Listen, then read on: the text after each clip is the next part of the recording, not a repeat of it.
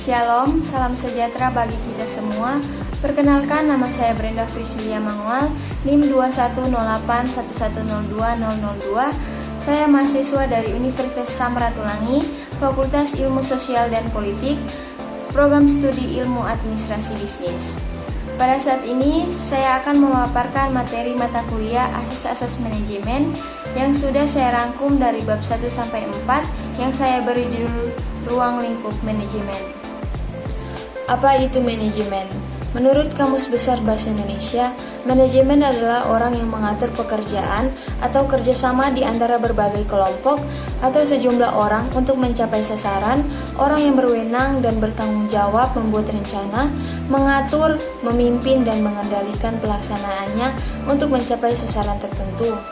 Hakikat manajemen adalah proses pemberian bimbingan, pimpinan, pengaturan, pengendalian, dan pemberian fasilitas lainnya. Manajemen merupakan suatu kegiatan yang memiliki target dan tujuan dengan menggunakan perencanaan, pengarahan, serta perorganisasian dalam mencapai tujuan tersebut. Definisi menurut ahli Harold Kohns dalam bukunya yang berjudul The Management Theory Jungle menganggap pengertian manajemen adalah seni menyelesaikan suatu pekerjaan melalui dan dengan beberapa orang yang tergabung dalam suatu kelompok formal yang terorganisir. Berikut beberapa fungsi manajemen.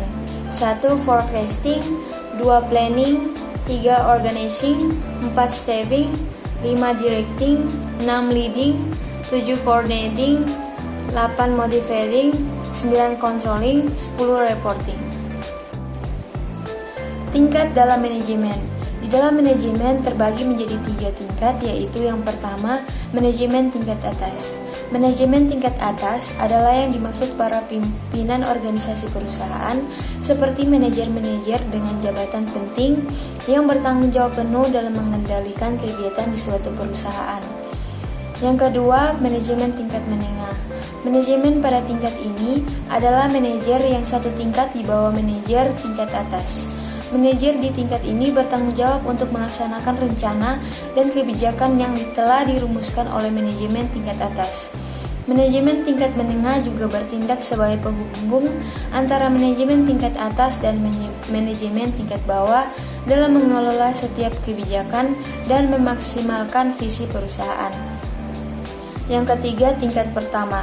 Manajemen tingkat pertama ini bertanggung jawab langsung di lapangan atas operasional atau pekerjaan yang dilakukan setiap harinya oleh para karyawan.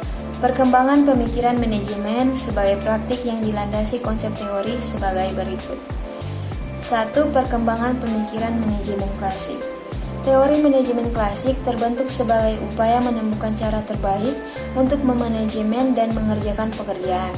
Aliran manajemen klasik terdiri atas 2 cabang, yaitu aliran saintifik klasik dan aliran administrasi klasik. A. Aliran saintifik klasik. Aliran ini muncul akibat adanya kebutuhan untuk meningkatkan produktivitas dan efisiensi. Penekanannya pada bagaimana menemukan cara terbaik untuk menyelesaikan pekerjaan yang dilakukan dengan cara menguji bagaimana sesungguhnya proses kerja dilakukan serta keahlian apa yang dibutuhkan oleh pekerja dalam proses kerja tersebut. B. Aliran administrasi klasik. Tatkala aliran saintifik klasik fokus pada produktivitas individual, aliran administrasi klasik berkonsentrasi pada organisasi secara keseluruhan.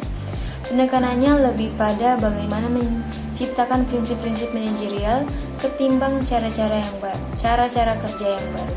2. Perkembangan pemikiran manajemen neoklasik. Neoklasik pada umumnya, teori atau aliran ini muncul akibat dari adanya banyak kekurangan dan lemahnya teori klasik. Teori neoklasik menanamkan anggapan bahwa manusia itu adalah makhluk sosial yang sangat perlu menyatakan ambisi dan yang menjadi tujuan hidupnya.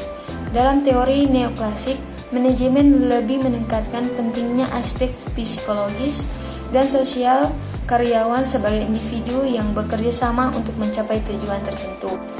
3. Perkembangan pemikiran manajemen modern. Ilmu manajemen mulai berkembang diawali dengan teori klasik, kemudian disusul dengan teori neoklasik.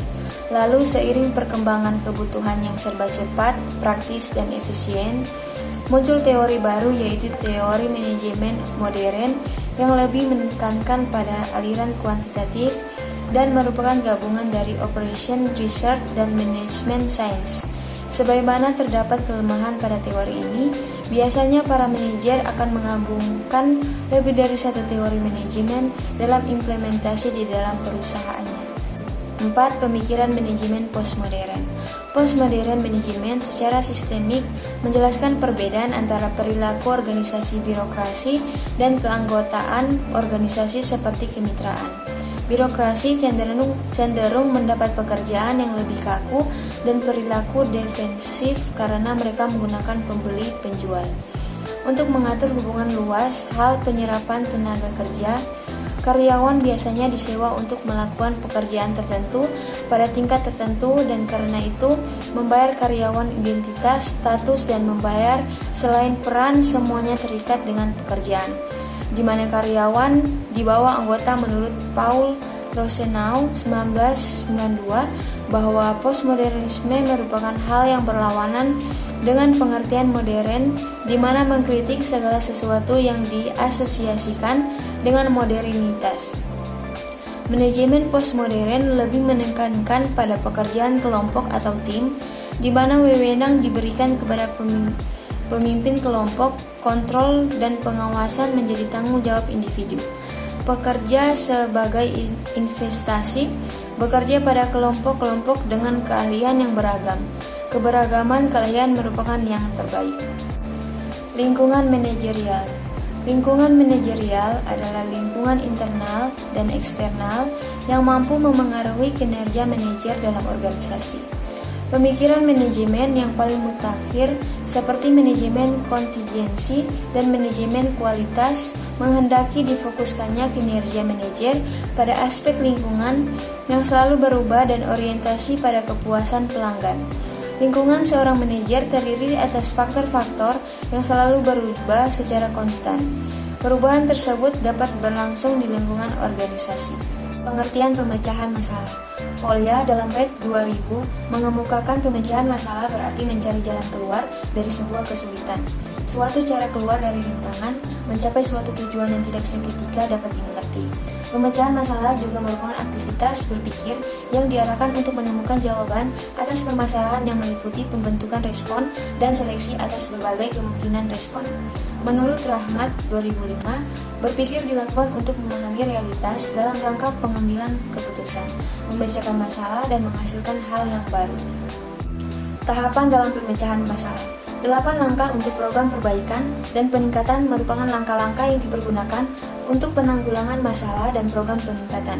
Dengan pemakaian 8 langkah ini, diharapkan penyelesaian masalah dan program peningkatan dapat dilakukan secara sistematis dan dapat diketahui adanya perbaikan secara pasti dengan hasil yang baik yang telah dicapai dan dipertahankan.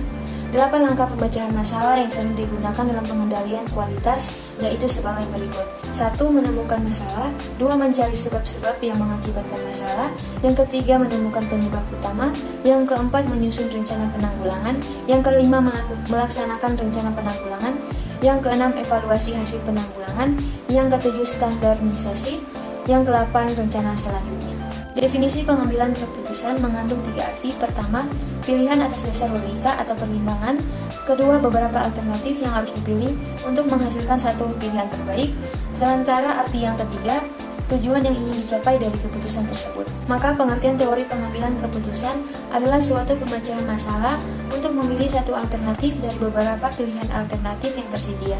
Pengambilan keputusan menjadi salah satu proses dan cara cepat mengatasi masalah yang bisa dikatakan sebagai tahap milestone atau titik krusial saat menghadapi tantangan dan rintangan yang menghadang. Langkah-langkah berikut menguraikan proses pengambilan keputusan. Pertama, identifikasi keputusan. 2. Kumpulkan informasi. 3. Identifikasi alternatif potensial. Yang keempat, analisis semua bukti. 5. Pilih opsi. 6. Ambil tindakan. Jenis-jenis pengambilan keputusan.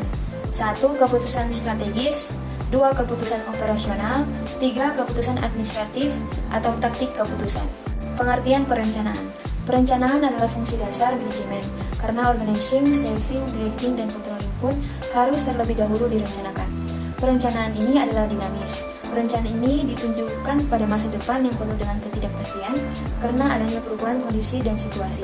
Hasil perencanaan baru akan diketahui pada masa depan. Pentingnya perencanaan. Berikut adalah pentingnya perencanaan yang disebutkan di bawah ini. 1. Perencanaan memberikan arahan untuk suatu tindakan atau tujuan. 2. Perencanaan mengurangi risiko ketidakpastian. 3. Perencanaan mengurangi kegiatan yang tumpang tindih dan boros. 4. Perencanaan mendorong inovasi dan kreativitas. 5. Perencanaan menetapkan standar untuk pengendalian.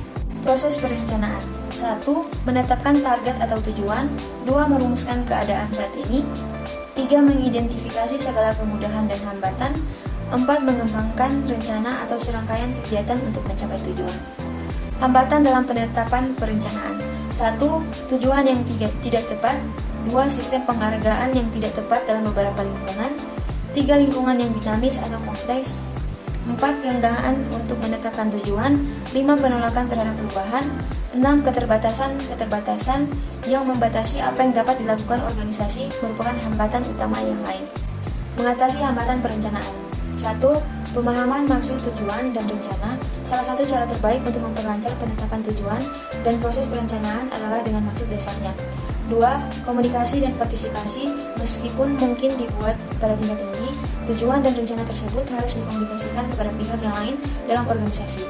3. Konsistensi atau revisi dan pembaharuan tujuan seharusnya konsisten baik secara horizontal maupun secara vertikal. 4. Sistem penghargaan yang efektif secara umum.